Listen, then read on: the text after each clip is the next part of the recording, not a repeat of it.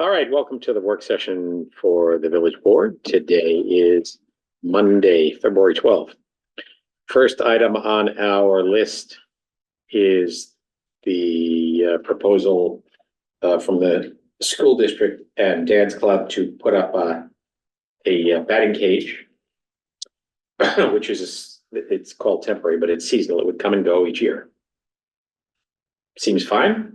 Mm-hmm. Yeah, it's going up right alongside behind the field house. Looks like there's room for load in for the music festival. Seems fine. Is there a way we can angle it towards Cunningham's house or no? Any other commentary about that? Seems fine, right? Yeah. Eric? Good idea. Yeah, Mike, Jay, do you have, you want to just give us the high level summary here? Yeah, I mean, the school approached me a while back, looking to try to add to their practice facility and use it also to warm ups for games. After going through a couple of different locations, including potentially trying to expand on what we currently have, our current cage that is permanent. Ultimately, Dan Iorio, the athletic director, came back with the idea of a temporary cage. So this will go up. We're looking at April 1st, come down by July 1st. So it won't have any impact on the music festival. By the time of the music festival, yeah. Right. Although I'm not sure it would be in the way. Maybe not. But because it's not going to be fully fenced in, I think getting it out of the way just will lead to getting it out of the way would be a better idea for me. Okay, great. So it would come down July 1st. It'll be installed by the school, and we will add this to our joint use agreement, similar to the way the bleachers is worded in that. And we are about to re-up that agreement, so it should be a fairly easy thing to add in. That it'll be the school's property on school's equipment on village property. And we'll work with them to make sure it gets up and down when it needs to go down. Sounds fine. All's well. Happy to oblige. Dan and Jay, no problem. Thank you. Yeah, this is Dan Iorio, and I want to thank you for considering this, and I also want the village to know that anytime we are looking to implement something that really is on the village's property, a lot of thought goes into it. We look at your facilities as our home facilities, so anything that we do, we want it to be nice, and we also want it to be available to our community, and that's why Dad's Club, Jay LaCapria, and I spent a lot of time with Mike trying to figure out what would be the best option so that all of our programs could benefit from this efficiently. So thank you again. Yeah, sounds great. And I think we've both made progress down at Parkway in recent years, and hopefully we can continue to do so. All right, great. Appreciate your help and support. Look forward to a batting cage and likely at least a 10% increase in average batting average, right? We hope so. All right. Thank All right, you. thank you, guys. thank you. Appreciate it. Thanks. Thank you. Thank you, Mike. Okay. Thanks. All right. Update on the police department communication project. Weird. Sure. I'm promoting that right now. Did you guys get your Ford yet? Your electric? Not yet. We're hopeful. When's it supposed to come? We'll talk. It's on the lot. Oh, on the lot. Nice. Yeah, I don't want to spoil the surprise, but they are on the lot. Ooh. So, Nice. but I don't want to digress. So, just as a means of introduction, the Pleasantville's communication system for our police department is at end of life. We had the opportunity, along with all the other municipalities in Westchester County, to sign on with the MTA system. They have a very robust communications network that is supported by an LTE system and backed up. It's got multiple layers of redundancy, As part of that process, the MTA engineers came in, took a look at an assessment of their infrastructure network and realized that a tower on our property at the water tanks would greatly enhance not only our capabilities, but also the capabilities of the entire network. So we've been working with them to move that project along. The village board asked for some sort of consideration of what the visual impact would be. And so the police department engaged with Saratoga Associates to do an assessment of what that might look like. And today here, Matt Allen is from Saratoga Associates to talk about the findings of that research. So, Matt, can you hear us? You're muted right now. Yes, I can. Welcome, Matt. And you should have the ability to share screen. I probably do. Let me first introduce myself. I'm Matt Allen with Saratoga Associates. I'm a visual analyst, and we did contract with the Village Police Department to take a look at the potential visibility and visual impact of this proposed tower. Let me share my screen now.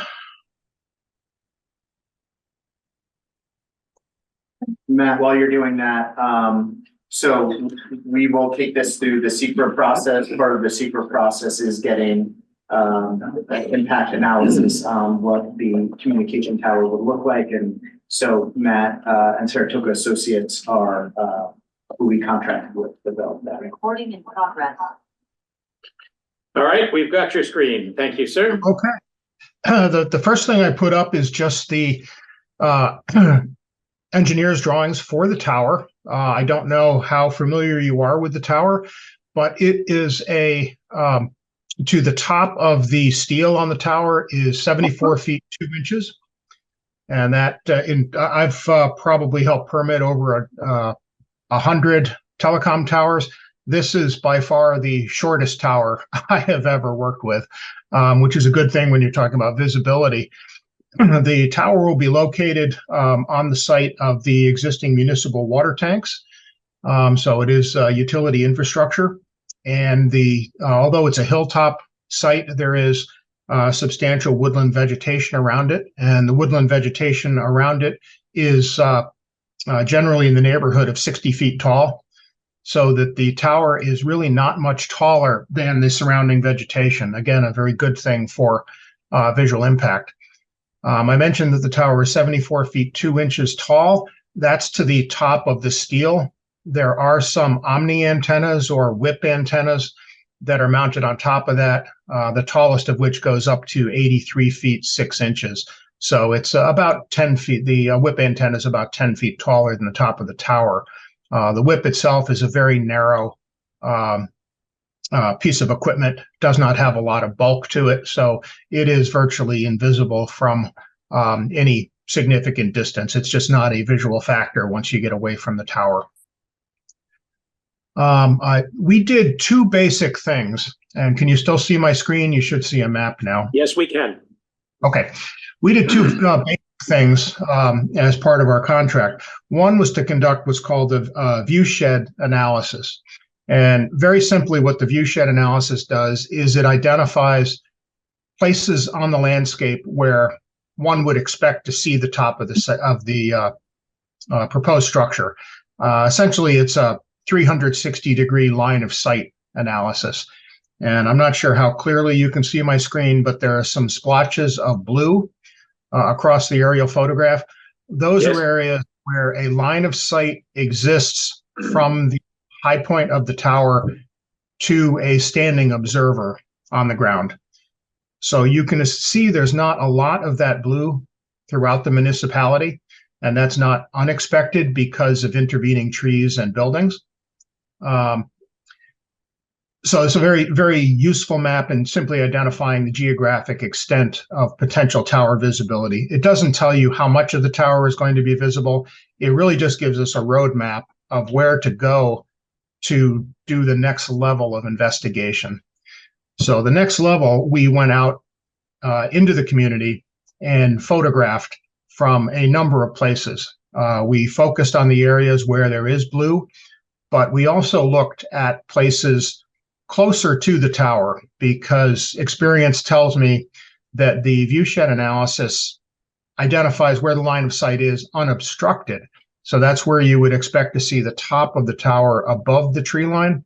What it doesn't do a good job of is telling us where you might see the tower through deciduous vegetation with leaves off. So we did this analysis in December or January, I don't remember the exact date, but the leaves were off the trees. So all of the orange dots are places that we went and took photographs. And we tried to go to a number of places where viewshed analysis said we should be able to see it above the trees, but we also went to quite a few locations in the immediate vicinity to see what you could see through the trees. I'm going to talk just for a moment about the methodology we used. The viewshed analysis is based on LiDAR data. And if you're familiar with LiDAR data, it is a point cloud data source gathered through aerial survey. So basically, it's a laser-based range finding that gives you millions of points that represent the Earth's surface.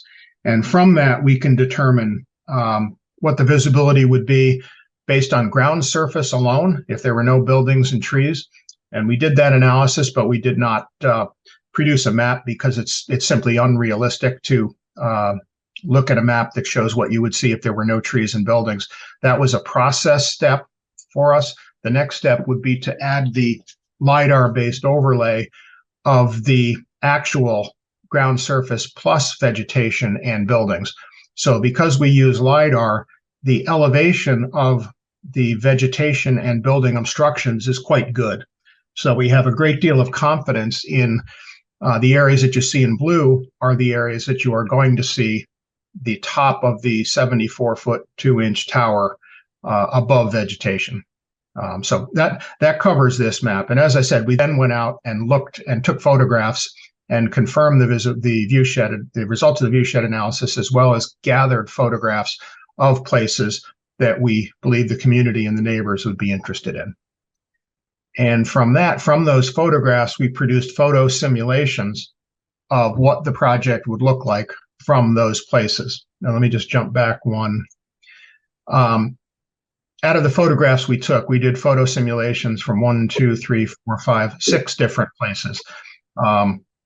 Most of them were for places where the viewshed analysis said you can't see it. Common sense would tell us we need to look at it because it's so close that we want to make sure if you can see it through the trees, what can you see? So moving on to photo simulations. First location we took is on Ridgeview Drive at the cul-de-sac, which is right on the entrance driveway to the water tanks where the facility will be located. And we did photo simulations of what that tower would look like from this location. And you can see, you do see the tower on axis down the driveway. By the time you get up to the top of the tower, the branching pattern of the trees really begins to obscure the infrastructure of the antennas itself. So is the shaft of the tower black? We showed it as a brownish color. Off the top of my head, I can't remember whether that was specified or not, but it could be. Actually, go back and see. I should have looked that up before we started. The current intention from MTA is that the tower will be brown. Brown? Yes. Yep. I just wonder whether a lighter color recedes even further. I just throw that out there. Yeah, no, right here it says painted the color bark brown. So I apologize for not knowing that. So I only asked the question, is that better or would a lighter color recede further? In this circumstance, I would say the dark brown is better because where it's visible through trees. So it would blend better with the trees and take on the color of the surrounding landscape. I think if it were more of even if it were just standard galvanized, which tends to be a kind of a skyish or a gray skyish color, this would not be the right place for that. If it was substantially taller than the trees, I would say we should look at that. But in this case, no. So this is the closest vantage point I think anybody can see, except possibly the neighbors whose houses you see that would see it from their backyards. But this is the closest publicly accessible location. And you can't see the top of the tower is actually obscured by the branches. The next location is on Bear Ridge Road. And I apologize for the photograph. When you take photographs at this time of year, due south, you get a lot of glare into the camera. But you can see with the simulation that just from perspective here, the tower appears well below the tree line. And that's just because the trees in the foreground are so much closer to you than the tower. But again, there's simply no chance that the tower is going to peak above the hillside or above the trees on the hillside. And obviously when the foliage comes on the trees, you won't see anything at all. And then moving over, I apologize if I got the roads wrong. This also says Bear Ridge Road. We could have mislabeled. You folks know your community better than I. But from this location, this is one where viewshed analysis showed us that you should see some portion of the tower. And that's exactly what the photo simulation showed us. But this gives you an idea of what constitutes a view in those blue areas. It simply means that there is a direct line of sight above the tree line to the top of the tower. And that is just this little indentation in the trees where the tower is above the trees on the hillside. Obviously, the tree in the foreground would screen it if you move 30 feet down the road. And from High Ridge Court, even more vegetation. You can see the water tanks through the trees. And then the tower is a perfect example of the bark color on the tower blending with the stems of the trees. I'll flip back and forth on that, and you can kind of see it appear and disappear. It would be very hard to tell what this is through the trees, even with the leaves off the trees, and with the leaves on the trees, there won't be any view at all. And another similar view from High Ridge Court. And again, same result. You can see the tower pop up, the yellow arrows on there point to where it is. But the top of the Omni antenna, 883 feet, is the top arrow, and the top of the monopole structure itself at 74 feet 2 inches is at that elevation. Let me just give you a little bit of background about how we produce these simulations so that you have confidence that they're accurate. We use exactly the same LiDAR database that we used for the viewshed analysis, and we build the Earth's surface with that LiDAR data and bring it into our 3D modeling software.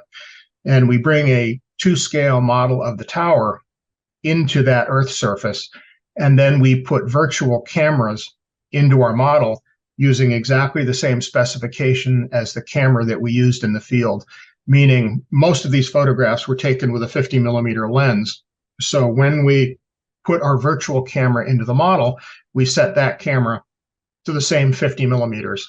And when we take the photographs, we mark our camera points that we took the shots with a handheld GPS, geographic or global positioning system, so that we have the latitude and longitude of exactly where we were standing when we took the photograph. And that's where we put our virtual camera. So when we put the camera in the same place in our model as we were standing in the field, and we use the same focal length, then the perspective of our virtual view will match what we took with the field camera. And then all we have to do is move the target of our virtual camera around so that it matches what we see in the actual view. And we use benchmarks in that camera alignment, such as where we could see the existing water towers. We built those as a target element, or we use the existing houses within view, or telephone poles, or whatever else we can pick up off aerial photography to help us perfectly align our virtual camera with the camera we used in the field. And this is the last view we simulated. This is from about 3/4 of a mile away on Iroquois Road. And I'm just going to jump back to my viewshed map. That's this location over here. And you can see I put the camera, we stopped right where this little blue splotch is here and looked toward the tower. And that's where our view shed analysis said we should see some portion of the tower. And believe it or not, that's what we found. Although when you look at the photo simulation, you really don't see anything. You have to zoom in very close.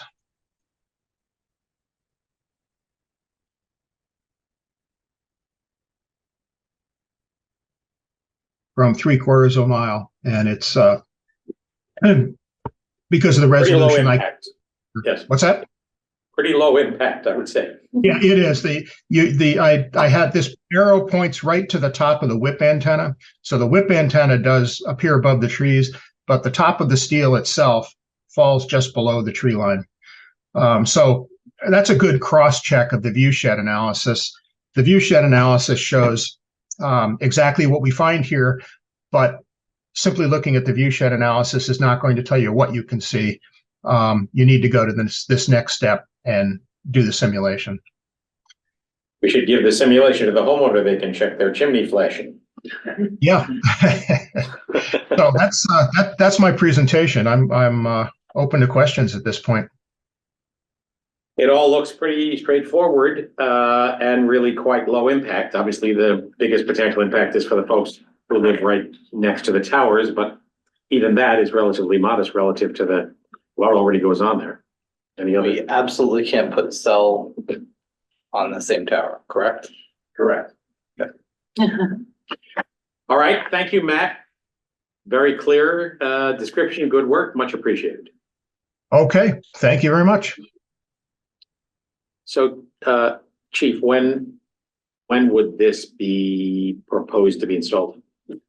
So we are still working through some of the behind the scenes parts of it. Obviously, Anthony Carr with DPW has been very involved and been very helpful through this process, making sure that we're crossing all our T's and dotting all our I's. But my understanding is the pieces, again, MTA is creating a network. So they have pre-ordered the existing, or the pieces that they'll need for our pole. So I would expect sometime March or April.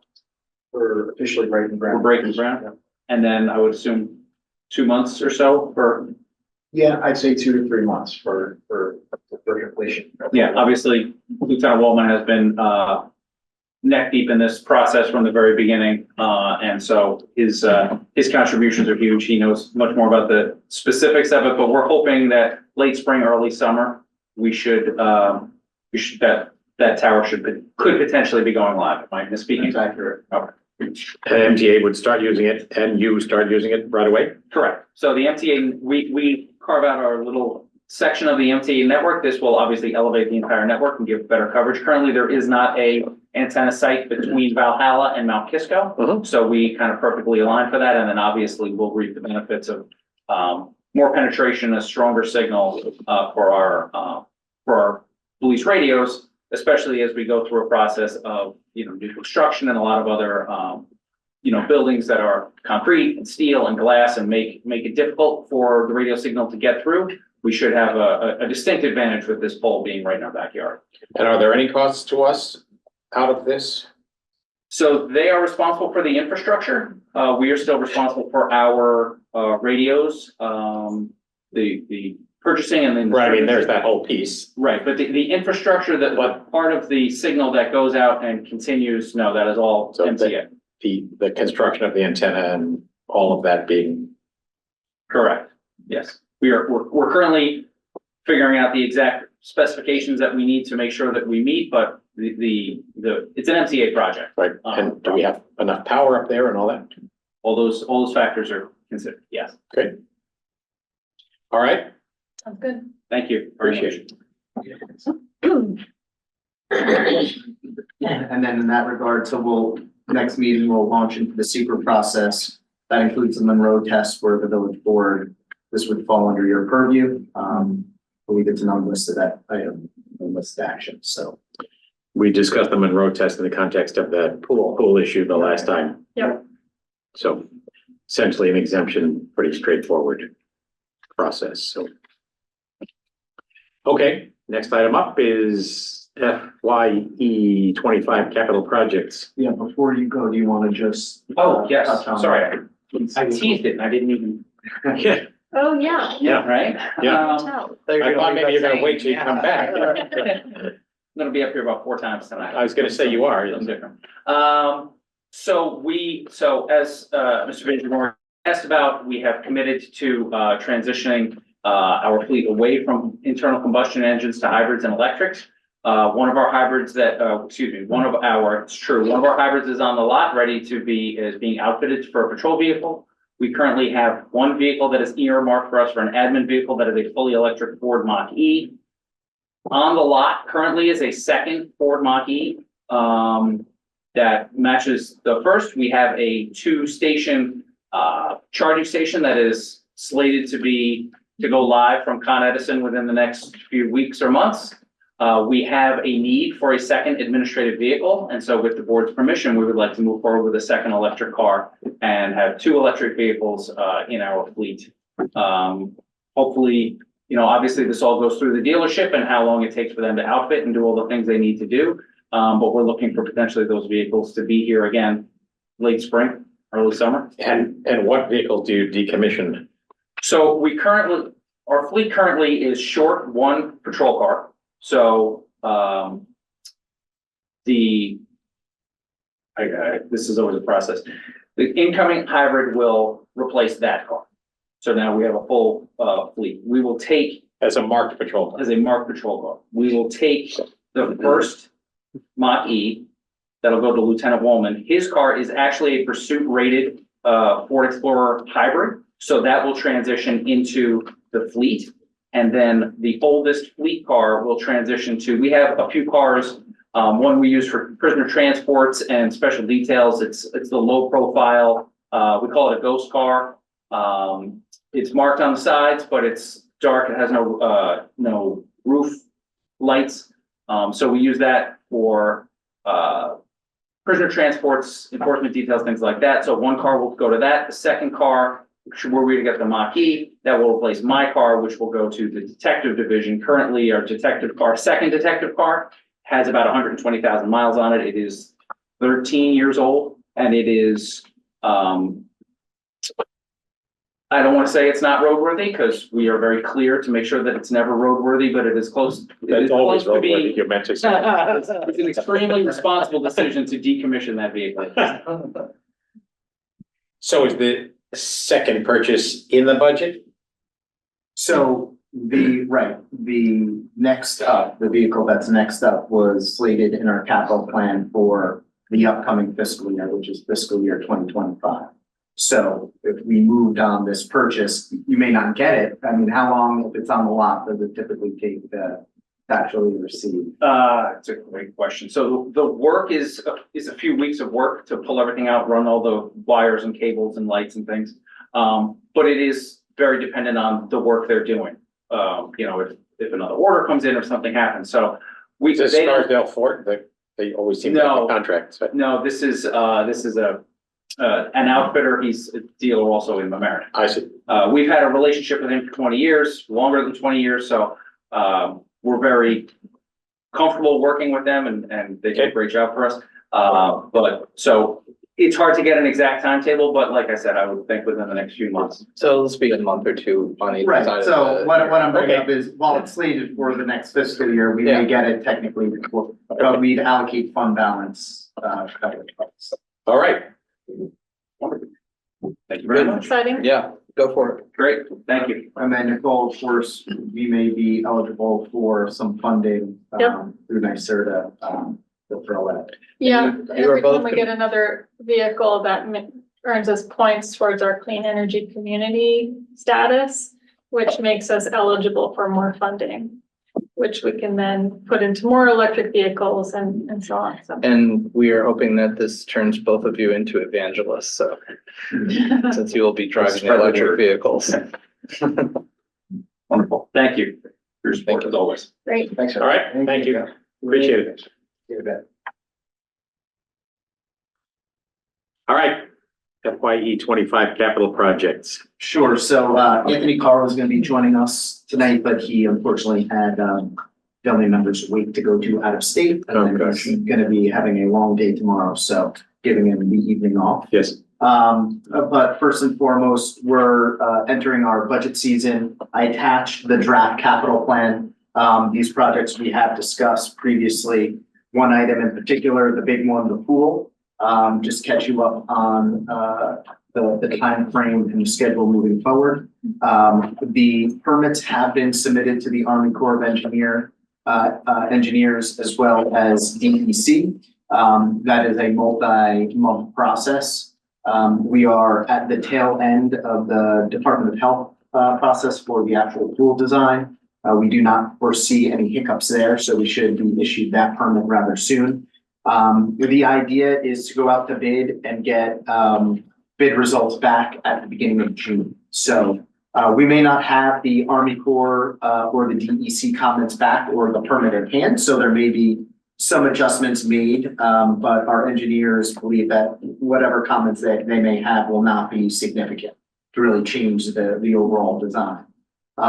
So if we get the bids back by June, we have about 3 months leeway there to review, obviously look at, there's been a lot of cost engineering up front.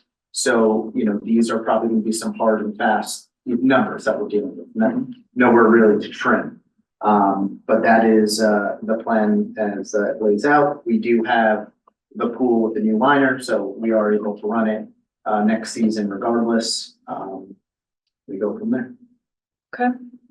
Shout out to Troy for attending here, taking time out from a busy book tour schedule. Congratulations on that Oh, front as yeah, well. excellent. Really impressive. So Congrats. Troy has, and Jim Kennedy as well, a bunch of others have been such a great resources in trying to work through this pool thing. And we desperately hope that the numbers come in a way that feels okay, or as okay as it's possible for them to feel. Right. I should say, if we look at the capital schedule, the debt service schedule, Right. we had circulated previously debt service that was estimated at 5% interest. We've gone ahead and lowered that to 4%. We're seeing bands and bonds come back between around 3.5%. So 4 is even a conservative estimate, so that did lower it. The pool here, the debt service on the pool is assuming a $6 million project. Again, our engineers say they do not believe there will be a $6 million project, somewhere between 5 and 6. So these are conservative numbers that we're looking at. But also here, you can see the civic space. We're getting the last round of cost estimates there, but we're pegging it at about 700,000. We do have $450,000 worth of grant funding. So we'll issue a ban and then get the grant proceeds and roll that into a bond.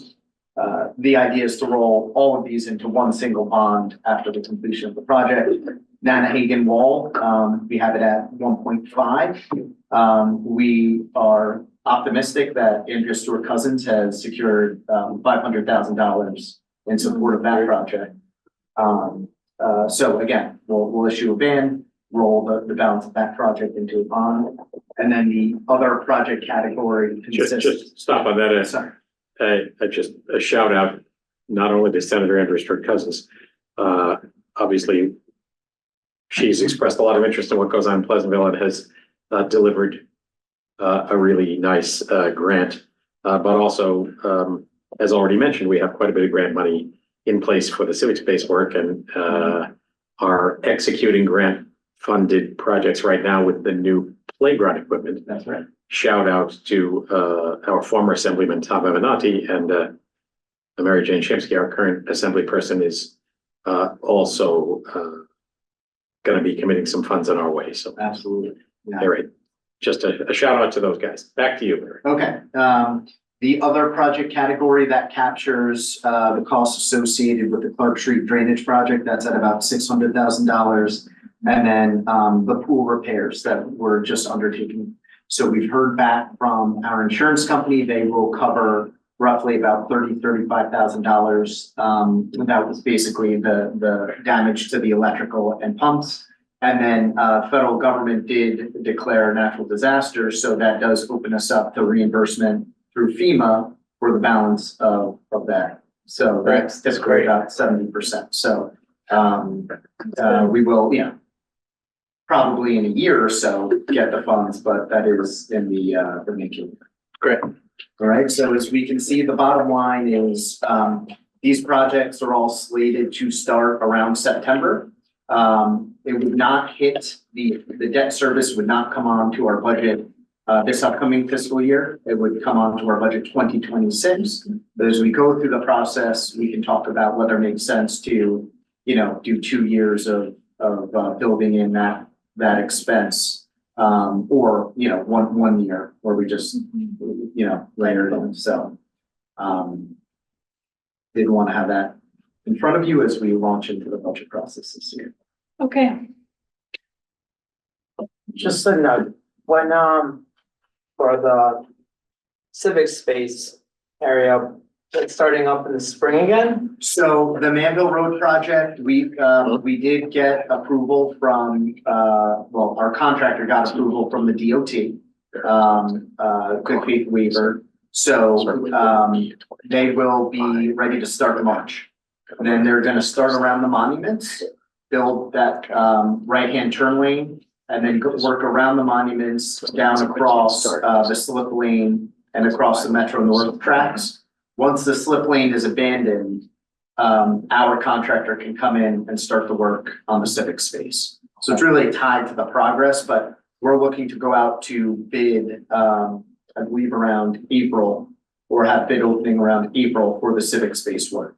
So the idea is to secure that contractor, have them mobilize, so we can just roll right into that work as the Manville Road contractor abandons the slip lane section. So. Do we plan, so then are we thinking in 2024, the slip lane will be gone? Yeah, probably later this year. Maybe it'll be gone by the summer, Yeah. or probably. if not sooner, right? Yeah, probably. I mean, they're gonna about start- summer. With the work between Valvoline and the War Monuments to create the right turn lane. As That's soon right. as that's done, they'll close the slip lane. That's right. As soon as that's done, then that enables them to close the slip lane. They will also have to move slightly over the signals. The traffic signals will remain there at that intersection. They just need to physically just move them over. But yeah, once that work is done, they can work to abandon the slip lane. And are they waiting till the whole project's done to put the lights in those, where we have cones just covering like those posts, Yeah, the the signs. signs? Yeah, we're actually on the contractor to come in to do that as soon as possible. How many spaces did we gain by adding the angled parking in? It's a good question. I say it was a net of 14, something to Yeah, that I can effect. get you those numbers. Yeah. We had to look that. And how up. many, well, and I know we gained 27 spaces or whatever from the new building when it opens, right? 70 Memorial, correct. And then how many spaces, if we eventually move to go to the second phase of the civic space, where there was no parking in the middle of that, how many spaces would we lose there? If we did the completion of the civic Correct, yeah. space, I'd have to look at that.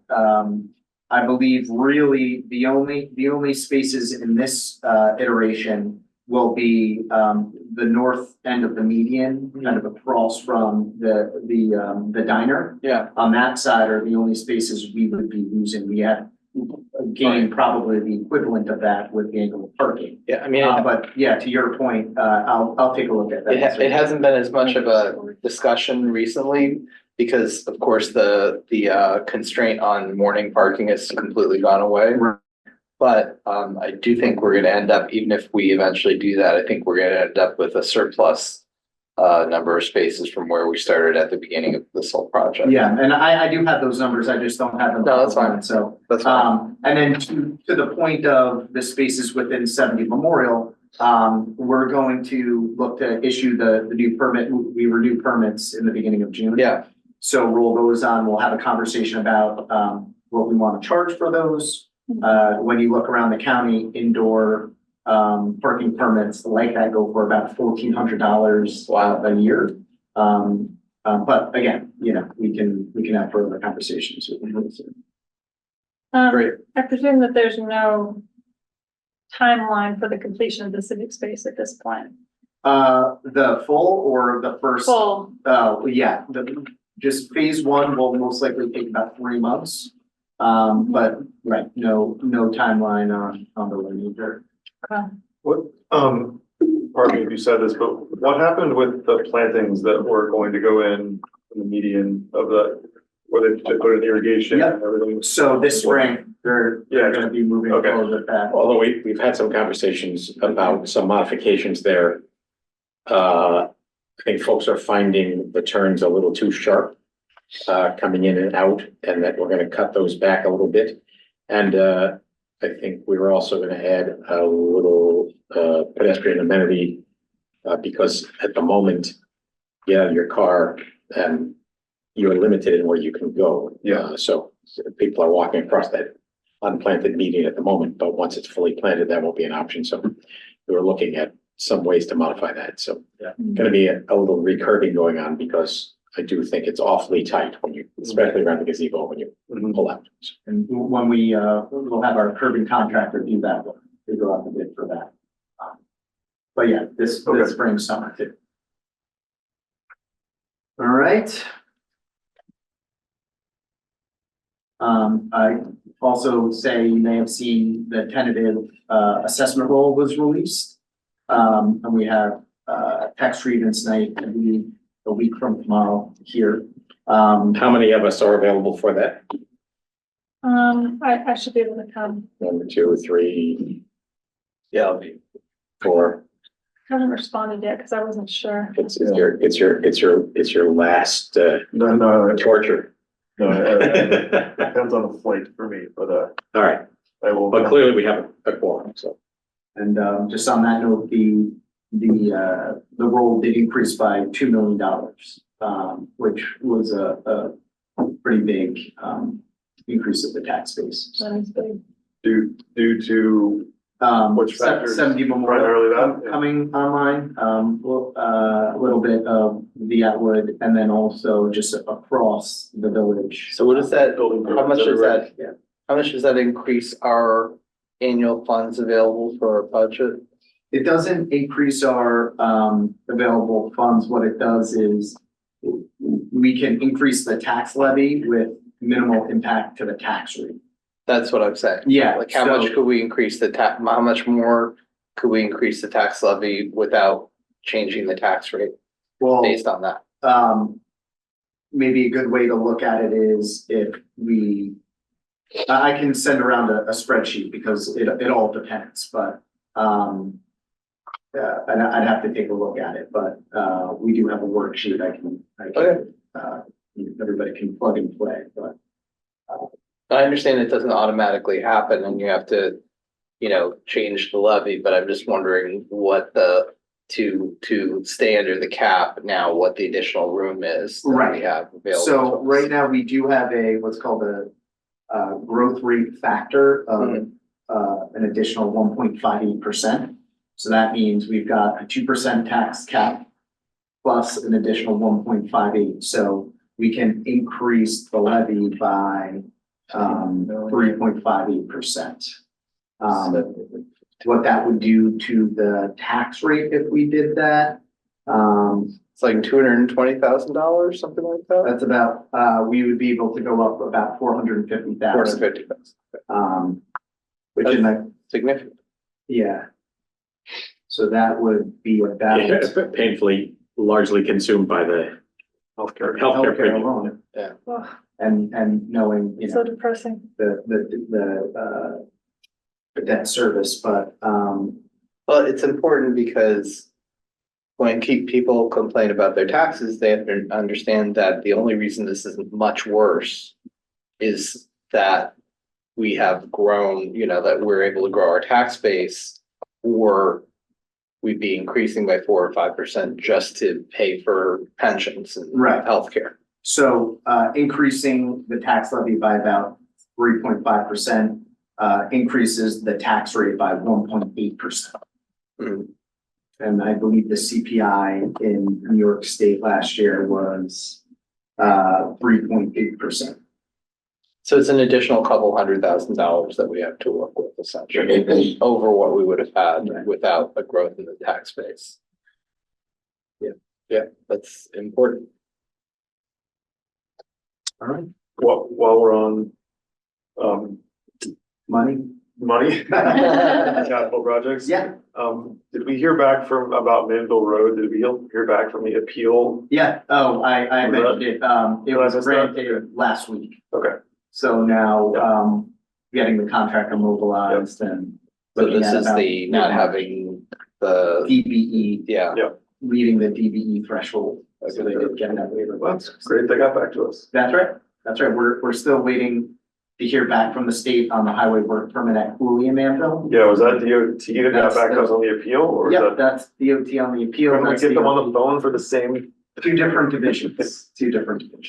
What's gonna happen, when So is that frustrating. traffic light, you know, the second traffic light, the one by Wheeler? that Yeah. We were gonna change to Yeah. like more of an arm. A mast arm. Yeah. When- That's when is that that's gonna happen? probably gonna be one of the last things to happen. Okay,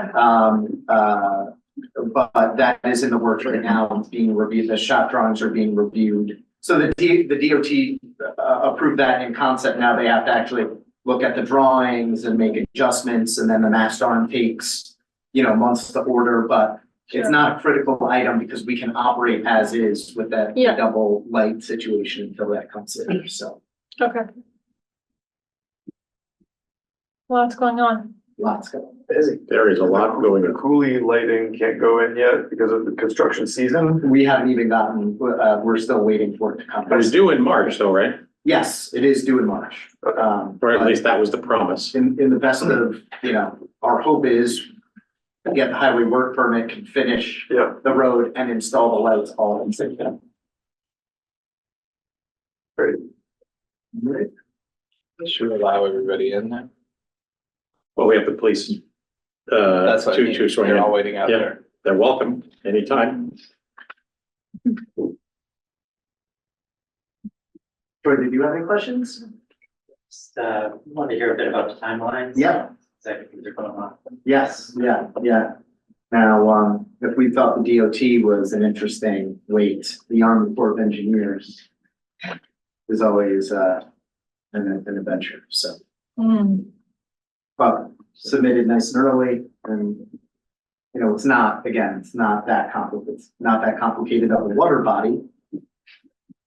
But So they're just approving the new culvert, essentially. yes, yep. Hmm. So, So we need to go buy Troy's book. what is It's it about? tomorrow, right? It's pub day tomorrow? No, it is, yes. Congratulations. Exciting. Yeah. Thanks. What's the top? It's a book it's a combination of economic and epidemic history, of social inequality, interaction between epidemic outbreaks. And What did they say? Pickaninny meets the MTA? Is that your book? I couldn't hear Pickaninny meets the MTA you. and the pandemic. It starts with BC Athens. Oh, really? Cool. So, a lot of the 19th century. So Alyssa text, shout out to Alyssa out there. Mhm. 43 spaces would be lost in the entirety of the civic space Mhm. project. That's what I thought. So phase one and phase two, she's looking And at. that's unrelated to whatever the offset is by gains elsewhere. Right, Yeah. she's pulling that number right. So it's gonna be about neutral then if it was 27 and like 17. And if you layer on, right, and you layer Yeah, on. plus that doesn't even count the lane lot, right? Yeah. Correct. So, And the spots we're getting, the building are mostly gonna be permit or can yeah, permanent. only, so like, let's say if someone's coming into dinner, like, they wouldn't be able to utilize that, or Yeah, like to shop. It's gonna be permit. Definitely not transient. Right, and they use LPR, a license plate reader. Yeah, So, that people who have permits would gain access through Yeah. their. At any time, I guess, is that Yeah, how those are gonna yeah. go? And Eric is working with them on the mechanism by which how this will work and. Yeah, But that'll end up being that, I would imagine that a lot of the everyday parkers who are currently in the Memorial Plaza would want that. And so effectively Memorial Plaza will end up being even more transient parking. I don't know, I think it's gonna be a very specific person that wants it. A Right. little longer walk, but the advantage of being indoors depends what your attitude is. Yeah, I'm just saying like the people, I think the mindset is probably gonna fit with people who happen to have to go to New York City 5 days a week, because those are mostly the hardcore finance Yeah. types anyway. Nice to see you, Troy. See you there. I think it's. You almost out of the boot? Probably another 2 weeks. Yeah, I just got out of last week. all right, well, that was progress. Did you guys change shirts or you just put on a dress jacket? with a blouse on it, yeah. Is it true that you carry those white gloves with you everywhere? They're just hidden usually? They blend right in. Check the cars. Yeah. They voted it.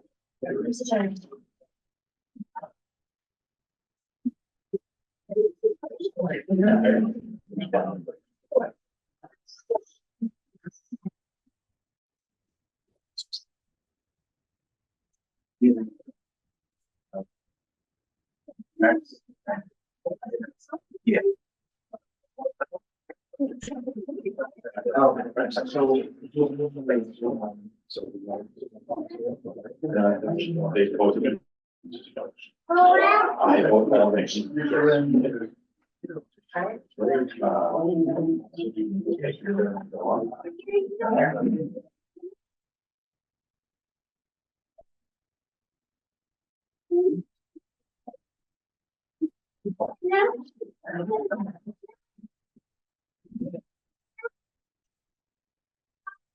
All right, it's 8 p.m. We're all here. Good evening and welcome to the village board meeting for the village of Pleasantville. Today is Monday, February 12th, and we have an agenda with a variety of things, but the first and grandest of them is the opportunity to swear in 2 new police officers to the village of Pleasantville. Always a happy event, not only for the officers and their families, but for us too. So I invite Chief Eric Brutzner to introduce.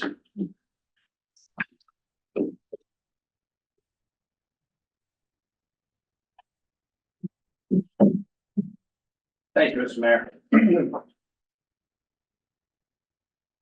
Mayor Shearer, Board of Trustees, Village Administrator Morrissey, friends and family of Pleasantville Police Department. I'm once again in front of the village board to introduce 2 officers to the Pleasantville community. These 2 officers, John Miller and Marco Ronaldo, have undergone a rigorous process to determine that they would be a good fit within our department and within this community as we continue to absorb a great amount of turnover. As I've said before, a 22-person department will average around 1 retirement and 1 new hire per year. However, the human in human resources means that things will never be that simple. Any number of factors affects our timetable. Retirements get delayed and plans change. As a result, we may go a few years without any personnel movement at all. Of course, the average always finds a way, and so those years of calm are inevitably followed by years of turnover and instability. We are currently within one of those times. I know that I always mention this every time I'm here for board approval for a new hire or promotion. This time, however, I went back and I did some homework to find out the numbers. I was promoted to chief in 2016. In my first 5 years, we hired 2 people. Since April of 2021 through tonight, however, will have brought 9 new officers to the Pleasantville Police Department. Think of it this way. Our patrol division consists of 17 officers, and more than half of them have less than 3 years serving our residents. Some people might think that this is cause for concern. Lieutenants Woolman and Gilmartin and I, however, have viewed these last few years as an opportunity. We have a talented and committed group of sergeants who actively supervise and coach our officers into becoming the kind of officers we expect them to be. We encourage regular collaboration between our patrol officers and our detective division, providing even the newest officers with opportunities to investigate cases and benefit from the experience of our detectives. But most importantly, the faith we have in our officers, regardless how long they have been here, comes from the quality of the people we have had the opportunity to hire. We've made it a priority to hire officers who come to us recommended by other officers who work here. Although they may not have much time in Pleasantville, all of our officers come with experience in law enforcement and have proven that they are capable, community-minded officers. We do a detailed investigation, not only into their background, but also into the type of person that they are. Additionally, we make it a priority for officers to know that we value their efforts and appreciate them being here. We set high expectations and seek out officers who are excited by the opportunity to connect with our community in a variety of ways. All have had a choice on which department they will work for, and they chose to come to Pleasantville. Officers Miller and Ronaldo are no exception. Officer John Miller spent 10 years with another agency. Prior to that, he owned a successful small business in Katona for 6 years. He had gone through the police academy with one of our current officers, and the two had remained close. When the opportunity presented itself for Officer Miller to transfer here, he was active in his pursuit of that opportunity. His background investigation was full of high praise from friends and former professional associates. His maturity, strong leadership skills, and his attention to detail were remarked on by everyone we interviewed. Officer Marco Rinaldo has been employed for the last 6 years at a larger police department. Prior to being hired there, he had served as a New York State Corrections officer. During his most recent employment, he was assigned to the department's Emergency Services Unit, handling specialized calls of a potentially dangerous nature. He is trained in tactical SWAT operation and is a certified field training officer.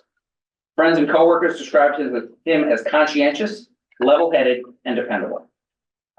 The lieutenants and I are confident that Officers Miller and Ronaldo will continue the history of exceptional offers that we have put forward for the board's approval. Our community deserves nothing less than the best of our efforts. I'd like to take the opportunity to thank the village board for your continued support of the police department. We do not take lightly the trust that you have instilled in us, not only to do the work we do every day, but to prepare for the future as well. Many thanks to the members of the department who assisted in the hiring process, most notably Lieutenant Gilmartin and Lieutenant Wallman, as well as the sergeants who assisted with the interview process and the detectives who completed 2 extremely thorough background investigations. I'd also like to thank Eric Morrissey and Alyssa Hochstein, whose guidance and support has been invaluable. So at this time, Mr. Mayor, if you would.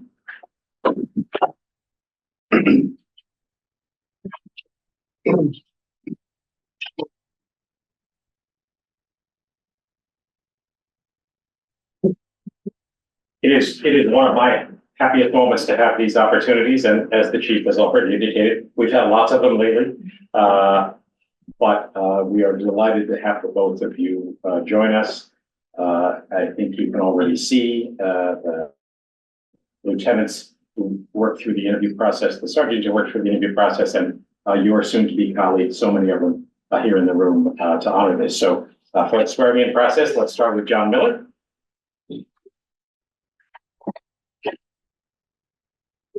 If you would raise your right hand and repeat after me.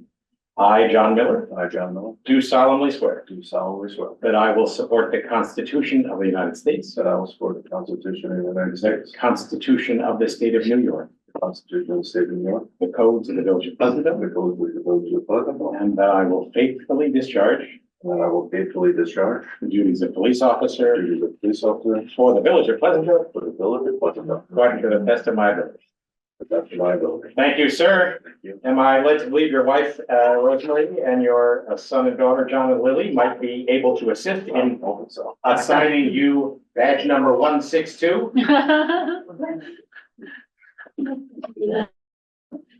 Hi, guys. Yeah. Welcome to Pleasantville.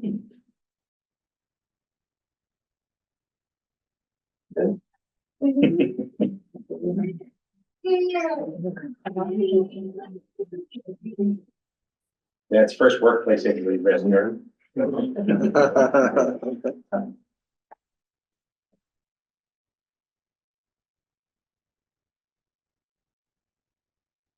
John, welcome. John Miller. Marco Rinaldo. If you would raise your right hand and repeat after me. I, Marco Rinaldo, I, Marco Ronaldo, do solemnly swear do solemnly swear that I will support the Constitution of the United States, that I will support the Constitution of the United States, the Constitution of the State of New York, the Constitution of the State of New York, the codes of the Village of Pleasantville, codes of the Village of Pleasantville, and that I will faithfully discharge and that I will faithfully discharge the duties of police officer the duties of police officer for the village of Pleasantville for the village of Pleasantville according to the best of my abilities. according to the best of my abilities. Welcome, sir. Thank you. Danielle from Tyler? Who is going to take charge of badge number 163?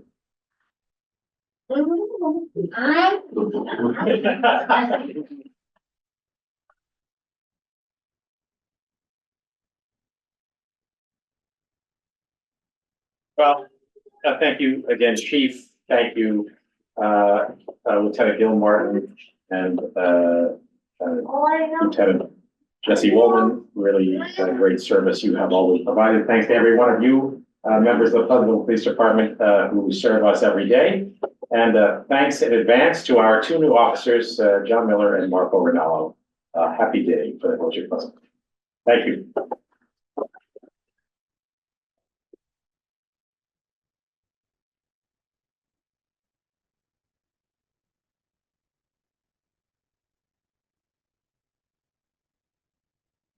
So we already established last week the resolutions for hiring, and therefore don't have to go through that again. So I just want to say thank you all for joining us tonight for this happy occasion for these two new police officers. A happy occasion for the village of Pleasantville and for the entire police department, but most of all for this community. You guys have brought your two families here to us, made this a special night for all of us.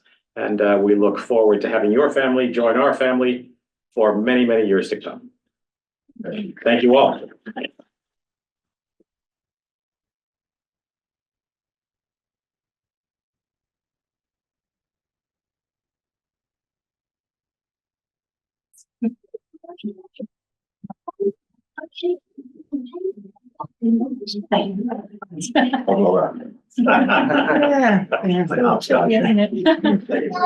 Congratulations. Thank you. Congratulations. Thank you. Thank you.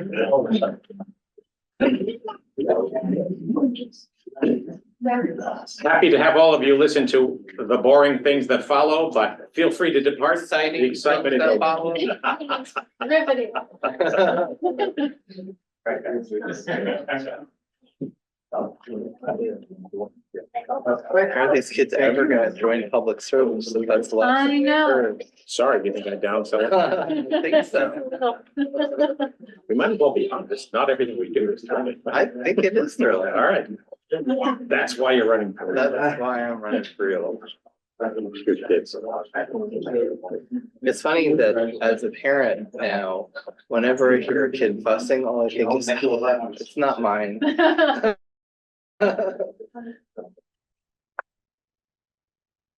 right, so again, congratulations to John and Marco and to the entire police department. Happy night. So I have a few quick announcements to make. One is on the schedule front, as we mentioned in work session, the property tax grievance night by state law is next Tuesday night. That's February 20th from 5 to 9 p.m. Right here, second floor of Village Hall.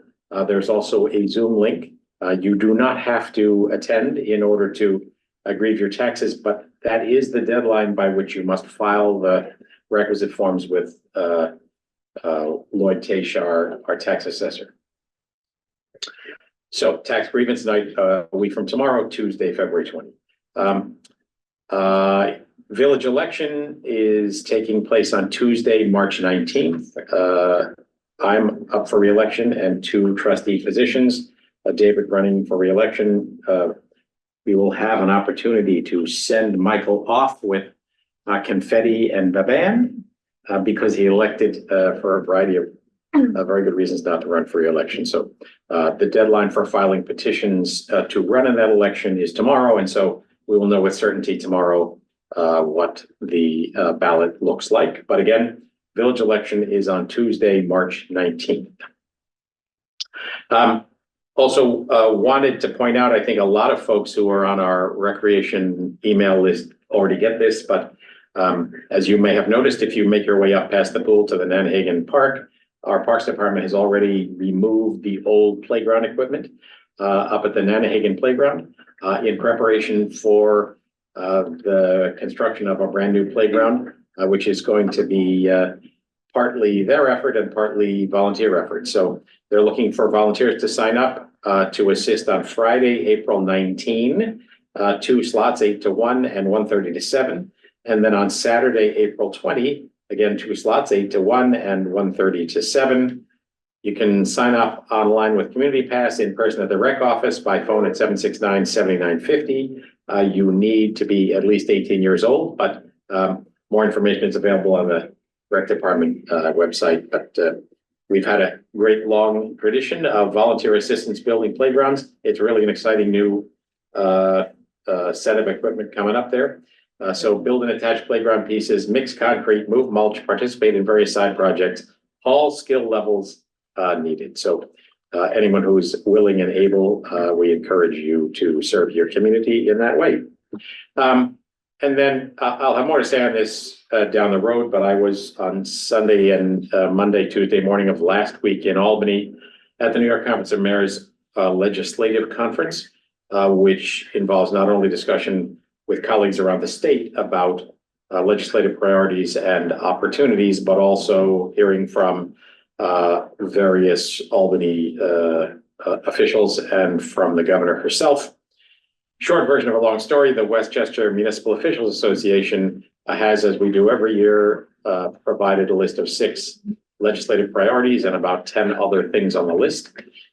We had a meeting a couple of weeks ago in White Plains with our entire Assembly and Senate delegation, so they're clear on what we're hoping for. We heard quite a bit more about it and the opportunities that might exist when we were in Albany, and 2 things I think are worth commenting on now, one of which is any of you who followed this time period last year will recall that the governor proposed a pretty serious override of local zoning in order to encourage about a 10% increase in the total number of housing units statewide. An understandable problem, one that I totally agree with. The way in which that she proposed was highly, highly problematic, and I'm happy to report that this year she's come back with a very different strategy, offered a bunch of enhancements, inducements to try to get communities to sign on as a housing-friendly community. We'll have more to converse about that, but there are no draconian requirements. So good news, at least for this fiscal year on that front, more to say down the road. And then the last thing I would say, again, more detail later, I went to a session with folks from the New York State Civil Service Division, including Deputy Commissioner. And I would say for the first time in the many years I've gone to these things, I came home with some substantial optimism that they have heard some of the complaints we have collectively had, not only in Pleasantville and Westchester, but all around the state about the way the civil service system works. And really quite optimistic that some very significant changes may be in the wind that would create more flexibility and ultimately, I think, more fairness for folks who are seeking municipal employment. So obviously, the proof is in the pudding. We'll see if that all materializes. But I can say I've come back in some past years even further disappointed by the thought that we might see some progress. And this year I came back with some real optimism. So stay tuned on that front, but an interesting visit on many fronts. So anybody else have announcements to make? I have 2. One, congratulations to the Pleasantville wrestling team. They had sectionals. Special congratulations to Jesse Strauss and Asa Newberg, who won the sectional wrestling championships. They'll be going to Albany to represent the states. Asa was named the most outstanding upper weight class wrestler. Also, Freddie Mejia, Senior Negan, placed 2nd place. Grant Kelly, Adriana Palumbo, Sasha McAfee, and Dylan Arevalo placed 5th. And Cody Rodriguez placed 6th. Adriana is the first girl to place in the small school sectionals. The team finished in 4th place. Adriana also, in case you didn't know, because I had announced this before, she won the state championship for the girls division.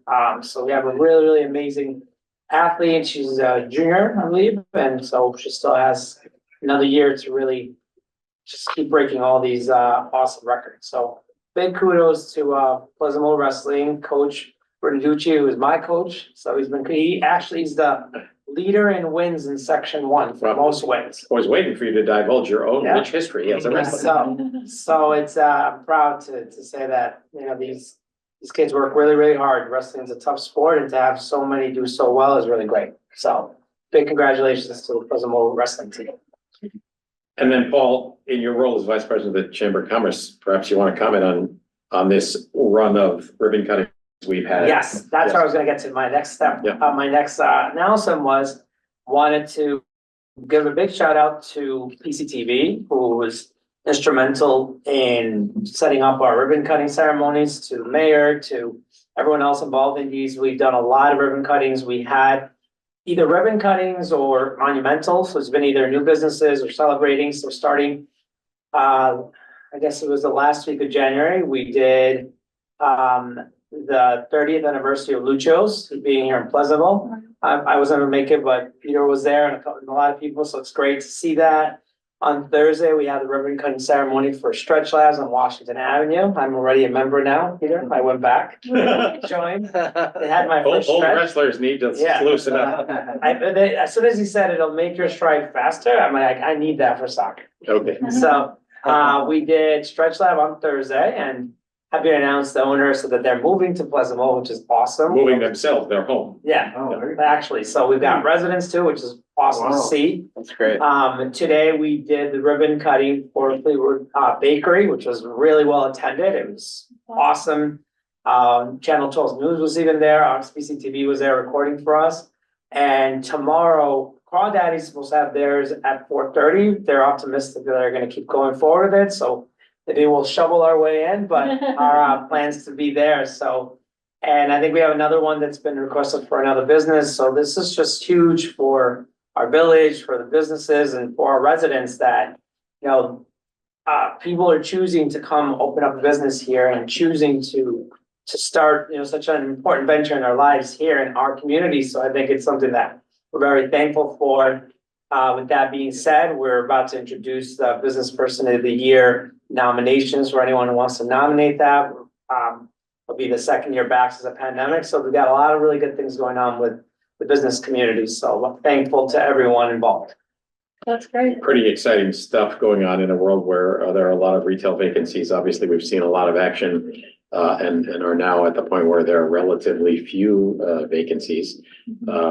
We already announced the arrival of White's Apothecary, a pharmacy back in Pleasantville, New York, at 39 Washington. They have their coming soon sign up, and I know they're working on the design for the construction.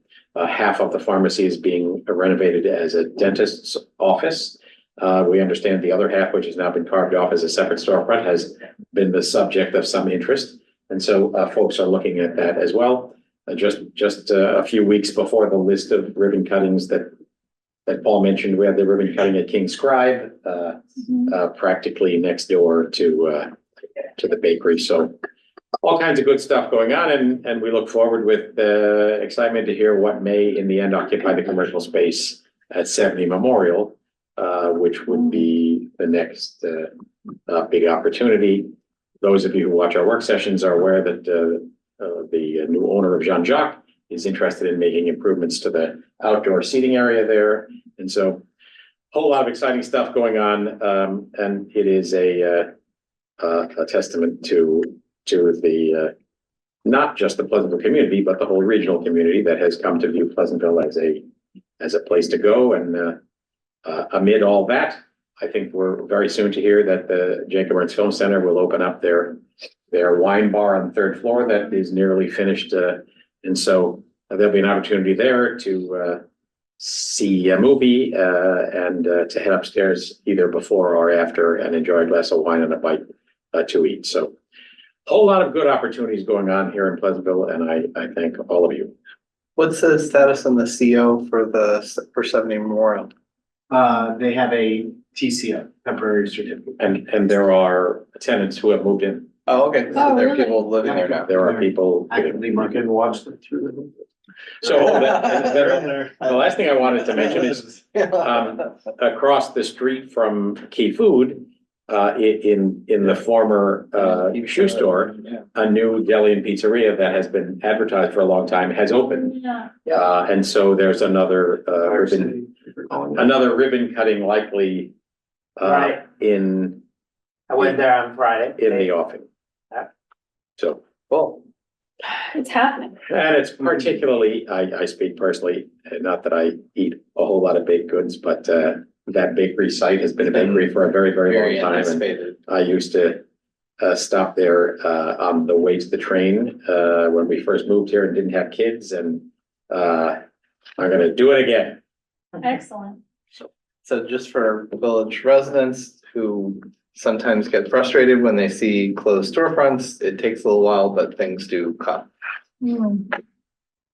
All right, with that, is there any comment from any member of the public? There's nobody here in the room. Is there any attendee that would like to say anything? Raise your hand in the chat.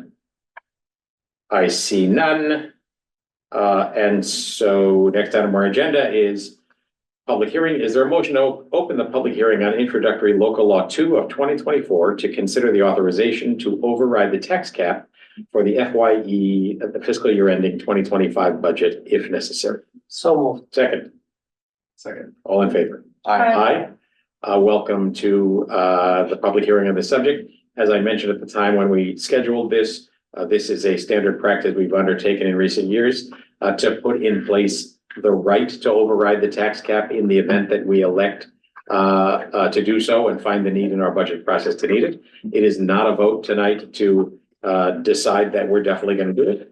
It is simply a process by which we put in place the legal rights that the state has identified to allow us to override the tax cap if necessary. I got that accurate, Mr. Marcy? You nailed it. Any comments from any member of the board? Any comments from any member of the public? Better to have it and not use it than to need it and not have it. That is true. All right, there being no comment from any member of the public, either online or in person, is there a motion to close the public hearing? So moved. Second, Second. all in favor? Aye. Aye, motion approved. All right, resolutions, Paul, number 38, let me share my screen. Result that the Board of Trustees hereby approves the minutes of the regular meeting held on January 21st, 2024, and the special meeting held on January 29th, 2024.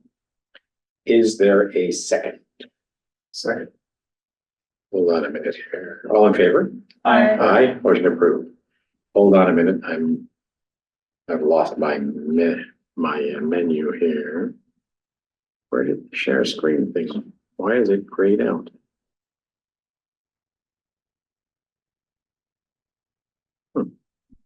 Can't you just tap on the green thing?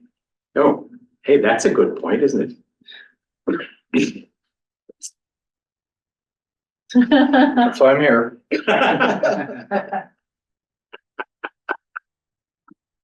How's that for teamwork among your elected officials? All right, number 39, Nicole. Resolved that the Board of Trustees hereby approves the following budget amendments for fiscal year ending 2024 as listed below. Appropriate fund balance of the general fund, $6,950, police equipment for CCTV upgrades not completed in fiscal year 2023. Appropriate fund balance of the water fund, $12,000 water outside service for Apple Hill Pit various work, $20,000 water supplies for restock valves, tees, couplings, etc. $54,850 for water outside service for Woodward and Current ERP and VA. That's a total of $86,850. Increase of revenue and expense of the capital fund, $2,500 New York State aid recreation capital projects for Parks EV pickup truck. That's $2,500. Is there a second? Second. Mark's electric vehicle pickup truck. If you see Mario Sansota, our parks foreman, driving around in a white Ford F-150, you won't hear him coming because it's nearly silent. It's quite a beautiful truck, as well as quite ecologically sound. And I can report, maybe I mentioned this last time, but I'll say it again. We had flooding again in Soldiers and Sailors. We're putting together the plan to undertake the relatively massive project required to replace the drains all along Clark Street. But at any rate, in past flooding events, we'd have to go out there with a gas powered generator to drive a pump and let it run for quite a few hours to pump the water out of the field. And Mario reports that they went out there with the pump and they hooked it up to the truck and left for a few hours, and near silent work over a period of hours did exactly what the noisy generator used to do. So the truck operates not only with electric propulsion, but with the power to run other stuff. So Very cool. Awesome, fantastic, yeah. Eric, the Woodard and Curran thing is the rate study. It's the emergency response plan. Oh, right. and Vulnerability assessment we chatted about. That's right. at the Last meeting, and then the restocking of the valves, T's, couplings. We had a valve replacement in front of Jacob Burns. Seems like a lifetime ago, but that was actually at the beginning of our fiscal year. So we used our own materials and supplies there. And then they need more, so they're restocking. And then the 12,000, they're doing work at that hotel pit, which is that redundancy. Right. All right, comments, questions? All in favor? Aye. Aye, motion approved. 40, David. Resolved, the Board of Trustees hereby approves the abstract for payment of claims dated February 12th, 2024 for fiscal year ending 2024, covering check numbers 109,859 to 110,054. From the general fund, $439,779.31. The water fund, $116,463.80. The capital fund, $44,142.84. The refuse fund, $22,528 and is that 5 or 6? Sorry, and 6 cents, and for a total of $625,914.01. The payment of claims is attached. Is there a second? Second. As is always the case, you can log into Nova's agenda off pleasantville-ny.gov and click into the payment of claims if you want to see what we spent $625,000 on. All in favor? Aye, motion approved. 41. Michael, Resolved that the Board of Trustees hereby approves the request from Holy Innocents Parish to close the Tompkins Avenue parking lot to public parking on Saturday, April 7th, 2024 from 9 a.m. to 2 p.m. and Friday, May 10th, 2024 from 4 p.m. to 8 p.m. for the purposes of parish special events. is there a second? Second. As I remind the community every time we have one of these requests, that parking lot is actually owned by Holy Innocents, and our public use of it is part of a agreement we have with the church for the spaces that are marked for public access during the times they're available. Happy to give them back their own parking lot when they need it. All in favor? Aye. Motion approved. 42, Paul. Whereas introductory local law 2 of 2024 has been introduced to consider the authorization to override a tax cap for fiscal year 2024 budget. Whereas a public hearing concerning introductory law, local law 2 of 2024 was closed on February. Held and Held closed, and we should closed, say, right, Eric? On February 12th, 2024, and now therefore be resolved that the Board of Trustees hereby adopts local law 2 of 2024. Is there a second? Second. Follow up to our comments after the brief public hearing. This enables us to break the tax cap if we find the need to do so in our budget process. It is not a commitment to do one way or the other. All in favor? Aye. Aye, motion approved. 43, Nicole. Resolved that the Board of Trustees hereby authorizes the village administrator to sign a sponsorship agreement with the Garage at Lucy's for the 2024 Pleasantville Music Festival. The agreement is attached. Is there a second? Second. Lucy's has been involved for many years in various ways, and we are delighted to have them engaged again. All in favor? Aye. Aye, motion approved. David, 44. Resolved, the Board of Trustees hereby authorizes the village administrator to sign a sponsorship agreement with the Pleasantville Volunteer Ambulance Corps for the 2024 Pleasantville Music Festival. The agreement is attached. Is there a second? Second. Likewise, PVAC is going to be on site at the music festival, and that'll give them an opportunity to showcase what they do to encourage folks to volunteer with them, but also to provide some services if needed, alongside the ambulance that we're required to have over in the stage area. All in favor? Aye. Approved. 45, Michael. Resolved that the Board of Trustees hereby authorizes the hiring of Donna Padilla, part-time available recreation assistant, A 7330.101 with an hourly rate of $22 with an effective date of February 26, 2024.